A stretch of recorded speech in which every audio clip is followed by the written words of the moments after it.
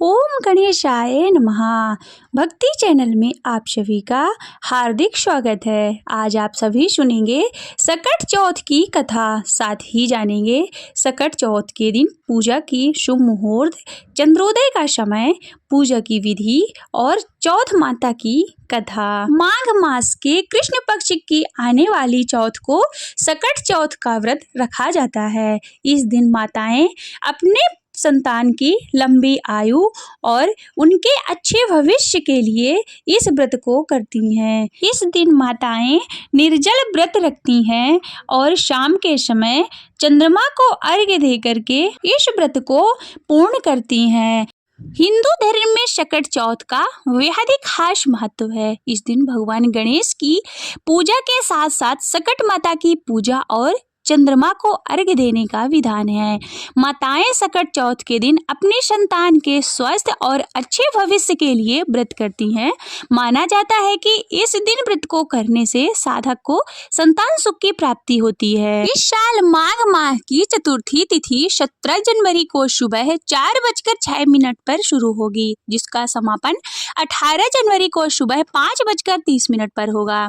उदया तिथि के अनुसार सकट चौथ का व्रत शुक्रवार 17 जनवरी 2025 को रखा जाएगा। सूर्योदय का समय है सुबह 7:14। सूर्यास्त का समय है शाम 5:59। ब्रह्मा मुहूर्त सुबह 5:37 से 6:25। सौभाग्य योग दोपहर 12:57 तक, शाम में शोभन योग अमृतकाल सुबह 10:11 से 11:53 तक है। राहु काल का समय जो कि शुभ नहीं माना जाता है वह सुबह 10:30 से 12 बजे तक है। पूजा का शुभ मुहूर्त सुबह का शुभ मुहूर्त 5:54 से 7:15 तक है। शाम का शुभ मुहूर्त 5:48 से 7:09 तक है। अभिजीत मुहूर्त दोपहर 12:15 से 12:58 है। चंद्रोदय का समय रात्रि 9:18 पर है। पूजा आप अपने निर्धारित समय पर कर सकते हैं, लेकिन चौथ माता को जो अर्घ्य दिया जाता है वो चंद्रोदय के समय ही दिया जाता है। इसके बाद आप अपना व्रत खोल सकते हैं। सकट चौथ का व्रत और अन्य राज्यों में कई नामों से जाना जाता है। तिलकुट चौथ, तिल चतुर्थी या फिर संकष्ट चतुर्थी, गणेश चतुर्थी आदि नामों से। इस दिन प्रातः ब्रह्म मुहूर्त में स्नान करें। स्नान के बाद साफ और स्वच्छ कपड़े धारण करें। संभव हो तो इस दिन लाल या फिर पीला रंग का कपड़ा धारण करें। इसके बाद एक साफ चौकी पर लाल या फिर पीले रंग का कपड़ा बिछाएं। इसके बाद भगवान श्री गणेश की मूर्ति अथवा प्रतिमा को स्थापित करें। साथ में एक कलश बना लें और भगवान गणेश जी की और कलश देवता की विधि विधान से पूजा करें। भगवान श्री गणेश को दूध, दही, जल से स्नान करवाएं। लाल सिंदूर का टीका लगाएं। फूल माला अर्पित करें। भगवान श्री गणेश को दूर्वा, मोदक आदि अर्पित करें। इस दिन तिल के लड्डू बनाए जाते हैं, तो आप तिलकुट या फिर गुड़ और तिल के लड्डू भगवान श्री गणेश जी को अर्पित करें। इसके बाद सकट चौथ की कहानी, चौथ माता की कहानी, विघ्नहर्ता गणेश जी की कहानी को जरूर सुनना चाहिए। कहानी आप पढ़ अथवा सुन सकते हैं। इसके बाद भगवान श्री गणेश की विधि पूर्वक आरती करें। शाम को चंद्रोदय के समय एक लोटे में जल, दूध, काले तिल, गुड़ आदि डालकर भगवान चंद्रदेव को जल अर्पित करें। इसके बाद घी का दीपक जलाकर भगवान चंद्रदेव की आरती उतारें। इसके बाद भगवान चंद्रदेव से और भगवान श्री गणेश से अपनी मनोकामना कहते हुए प्रार्थना करें। सकट चौथ की व्रत कथा। एक साहूकार और एक साहूकारनी थे। वह धर्म और पुण्य को नहीं मानते थे, इस कारण उसके कोई भी संतान नहीं थी। एक दिन वह अपने पास की पड़ोसन के घर गई। दिन सकट चौथ था और वह पड़ोसन सकट चौथ की पूजा करके कहानी सुन रही थी। साहूकारनी ने पड़ोसन से पूछा कि तुम क्या कर रही हो। तब पड़ोसन बोली कि आज चौथ का व्रत है, इसलिए कहानी सुन रही हूँ। तब साहूकारनी बोली कि चौथ के व्रत करने से क्या होता है। तब पड़ोसन बोली कि इसे करने से अन्न धन सुहाग पुत्र सब मिलता है। तब साहूकारनी ने कहा कि यदि मेरा गर्भ रह जाए तो मैं 1.25 सेर तिलकुट करूंगी और चौथ का व्रत करूंगी। श्री गणेश भगवान की कृपा से साहूकारनी को गर्भ रह गया तो वह बोली कि मेरे लड़का हो जाए तो मैं 2.5 सेर तिलकुट करूंगी। कुछ दिन के बाद उसका लड़का हो गया और वह बोली कि हे चौथ भगवान, मेरे बेटे का विवाह हो जाए तो 5.25 सेर का तिलकुट करूंगी।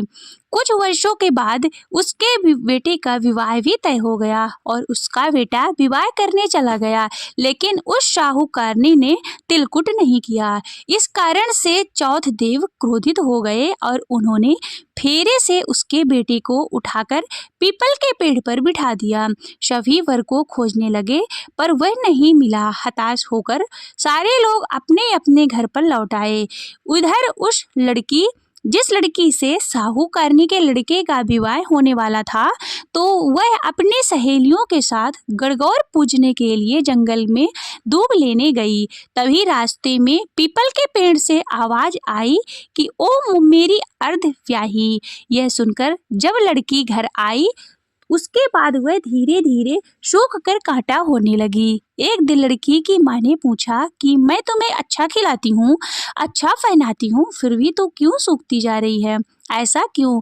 तब लड़की अपनी माँ से बोली कि वह जब भी दूब लेने जंगल जाती है तो पीपल के पेड़ से एक आदमी बोलता है कि ओ मेरी अर्धव्याही। उसने मेहंदी लगा रखी है और सेहरा भी बांध रखा है। तब उसकी माँ ने पीपल के पेड़ के पास जाकर देखा, यह तो मेरा जवाई ही है। तब उसकी माँ ने जवाई से कहा कि यहाँ क्यों बैठे हैं, मेरी बेटी को अर्धव्याही कर दी, अब क्या लोगे? साहूकारनी का बेटा बोला कि मेरी माँ ने चौथ का तिलकुट बोला था लेकिन नहीं किया, इसलिए चौथ माता ने नाराज होकर यहाँ बिठा दिया है। यह सुनकर उस लड़की की माँ साहूकारनी के घर गई और उससे पूछा कि तुमने सकट चौथ का कुछ बोला है क्या? तब साहूकारनी बोली कि तिलकुट बोला था। उसके बाद साहूकारनी बोली कि मेरा बेटा घर आ जाए तो 2.5 मन तिलकुट करूंगी। इससे श्री गणेश भगवान प्रसन्न हो गए और उसके बेटे को फेरे में लाकर बिठा दिया। बेटे का विवाह धूमधाम से हो गया। अब जब साहूकारनी के बेटे एवं बहू घर आ गए तब साहूकारनी ने 2.5 मन तिलकुट किया और बोली कि हे चौथ देव, आपके आशीर्वाद से मेरे बेटा और बहू घर आए हैं, जिससे मैं हमेशा तिलकुट करके व्रत करूंगी। इसके बाद सारे नगरवासियों ने तिलकुट के साथ सकट व्रत करना प्रारंभ कर दिया। हे सकट चौथ, जिस तरह साहूकारनी को बेटे और बहू से मिलवाया वैसे ही हम सबको मिलवाना। इस कथा को कहने सुनने वालों का भला करना। बोले सकट चौथ की जय। बोले श्री भगवान गणेश की जय। आप सुनिए चौथ माता की कथा। एक सेठ और सेठानी थे। उनके एक बेटा और बहू थे। बहू सबको भोजन करा के फिर स्वयं भोजन करती। एक पड़ोसन ऐसी भी थी जो रोज पूछती कि बहू आज क्या बनाया, क्या खाया? बहू कहती ठंडो बासी। एक दिन उसके पति ने ऐसा सुनकर विचार किया कि आज तो पकवान बनाए जाएं, फिर देखें कि मेरी पत्नी क्या कहती है।